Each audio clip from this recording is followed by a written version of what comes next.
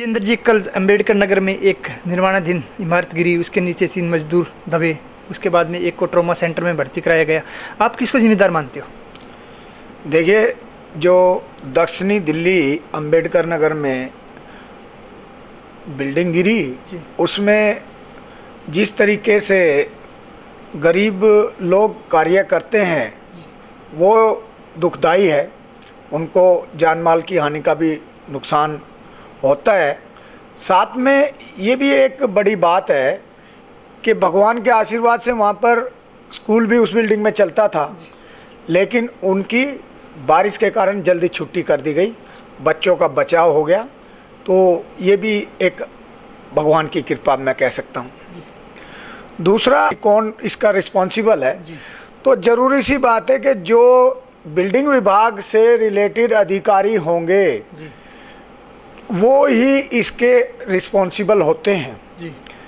जैसे मैंने ई building second south zone के नाम से बाकायदा प्रिंट मीडिया में, इलेक्ट्रॉनिक मीडिया में बताया भी था कि अकील अहमद जी जो यहाँ पर एक्शन का कार्यभार संभाल रहे हैं और वो साउथ जोन में और यहाँ जो सिविक सेंटर में बैठते हैं, साथ में एक्शन का भी कार्यभार संभाल रहे हैं, तो उनकी भी जिम्मेवारी रही, उनसे नीचे के इंजीनियर की भी जिम्मेवारी रही, बिल्डिंग विभाग से जो भी रिलेटेड होगा उसकी इसमें जिम्मेवारी भी बनती है। और मैं तो एक बात और कहना चाहूँगा कि जिस तरीके से 2006 में ये एई के पद पर लगे थे और साउथ जोन में ही लगे थे, लेकिन ये 2023 आ गया, लगातार 17 साल से ये बिल्डिंग विभाग में ही कार्यरत हैं। तो इनकी क्या ऐसी खास कोई एक्टिविटी रही है या इन्होंने ऐसा क्या कार्य कर दिया कि भाई जो ये यहीं पर ही कार्य कर रहे हैं? इनको दूसरे विभागों में ज़रूरत है, चाहे वो डैम्स विभाग हो, वर्क्स डिपार्टमेंट हो, तो उन पर भेजा जाए।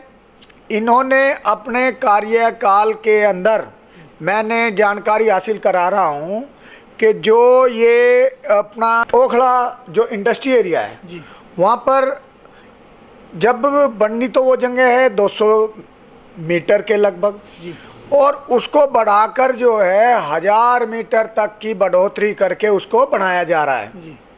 अवैध तरीके से बनाए जा रहे हैं। बीबीएल के हिसाब से इन्होंने काम करने का बना रखा है कॉन्ट्रैक्ट के भाई ये जो है इस तरीके से बनेंगे। ये जो बिल्डर्स का भी कार्य करते हैं, मुझे जानकारों से प्राप्त सूचना के आधार पर पता चला है, और ये कई विदेशों में भी इनकी प्रॉपर्टियां हैं। तो मैं तो कहूँगा कि इनकी भी जांच बैठानी चाहिए, चाहे वो सीबीआई से जांच हो या फिर आपका ईडी से जांच हो या फिर सतर्कता विभाग से जांच हो, क्योंकि जिस तरीके से इनके कार्यकाल हैं और जिस तरीके से इनके एरिया में सीसी सर्टिफिकेट इनके द्वारा दिए गए हैं, और जो ये अवैध निर्माणों की एक बाढ़ सी आई हुई है इनके क्षेत्र के अंदर में जहाँ पर ये बिल्डिंग 2 में है, तो इन पर अंकुश लगाने के लिए ऐसी कार्रवाई होनी भी चाहिए जिससे कि कोई भी शख्स या ऐसे भ्रष्ट अधिकारी 10 बार दिमाग में लाएं कि हमारे द्वारा गलत कार्य किया गया और ऐसा जैसे बिल्डिंगें गिर रही हैं तो ऐसे ही दोबारा हाथ से ना घटित हो, तो इनके ऊपर अंकुश लगाना चाहिए। और इनको जो नियमों के ताक पर रखकर ये कार्य कर रहे हैं, इनको जो घालमेल करने का स्टाइल पता है, इनके ऊपर अंकुश लगाना ज़रूरी है। और ये बिल्डिंग विभाग का मामला बनता है। आम आदमी पार्टी जब आज जो कहती है कि जी हम तो कट्टर ईमानदार हैं, तो भैया निकाल दो ना, आपके भी तो संज्ञान में आई है, अब बिल्डिंग गिर गई, कितनी बड़ी बात है, कितना दुखदाई समय है कि जिनके घरों पर मतलब परिवार में चोट लगी है वो लोग किस तरीके की पीड़ा से दुखी होंगे। तो ये सरासर जो है उनकी नाक के नीचे कार्य हो रहे हैं और इनको जानकारी होती है 4 मंजिल की बिल्डिंग बनना, तो जानकारी तो है, ये कहीं ना कहीं इसमें इनका घालमेल साबित हो रहा है। आपको लग रहा है कि इसमें भ्रष्टाचार है और एमसीडी जिम्मेदार है? देखिए एमसीडी इसलिए जिम्मेवार है क्योंकि भवन विभाग जो है इसी के अंतर्गत भवन आते हैं। तो पूरी दिल्ली में अगर कहीं भी किसी तरीके का हादसा घटित होता है तो इसमें भ्रष्ट अधिकारियों का सहयोग होता है।